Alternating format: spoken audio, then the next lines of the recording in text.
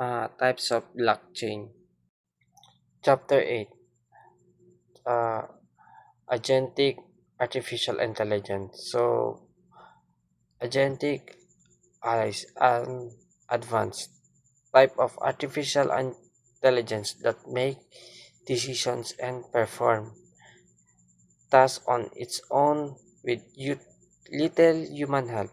Unlike traditional AI, it can set goals, plans, and actions and improve over time. So, ang kuha nito, layunin nito is mag-set ng mga layunin or goals. Magplano ng mga hakbang at kumanda ang paglipas ng panahon or mag-improve. So the key concept is here is perception. Kumukuha ng data mula sa iba't ibang source tulad ng text, image, or sistema. And we have reasoning, sinusuri ang impormasyon gamit ang mga modelo tulad ng LLMS or large language models. Ito ang mga modelo na ginagamit para umintindi ng wika at pag-iisip.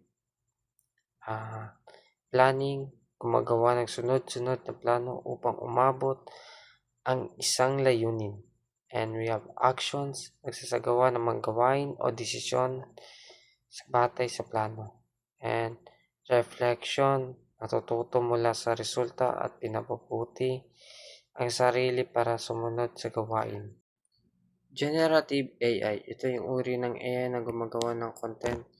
Halimbawa, kaya nitong gumawa ng text, larawan o code tulad ng ChatGPT na sumasagot na gumagawa ng sanaysay. So, agentic AI ito naman ay gumagamit ng AI tools kasama ang generated AI para makatapos ng mga gawain at makamit ang layunin ng otomatiko. Hindi lamang ito gumagawa ng content, kumikilos na rin para matapos ang isang komplikadong trabaho.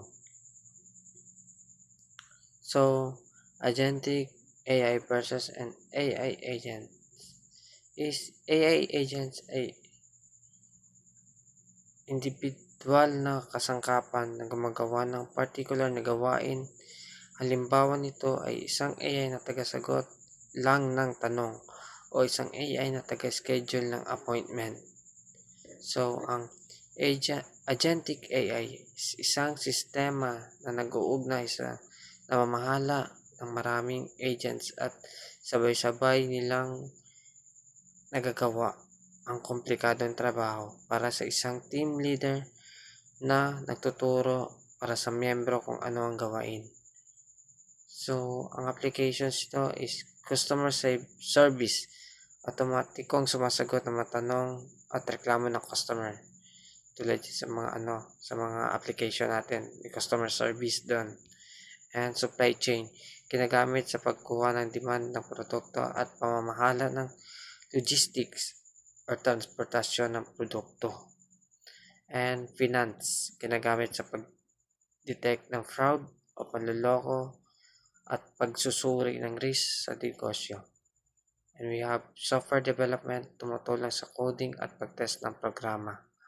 And we have key considerations, clear goals and program planning, and kailangan malinaw ang layunin at plano bago gamitin ng AI. High quality and accurate data, dapat tama at dekalidad ang data na ginagamit.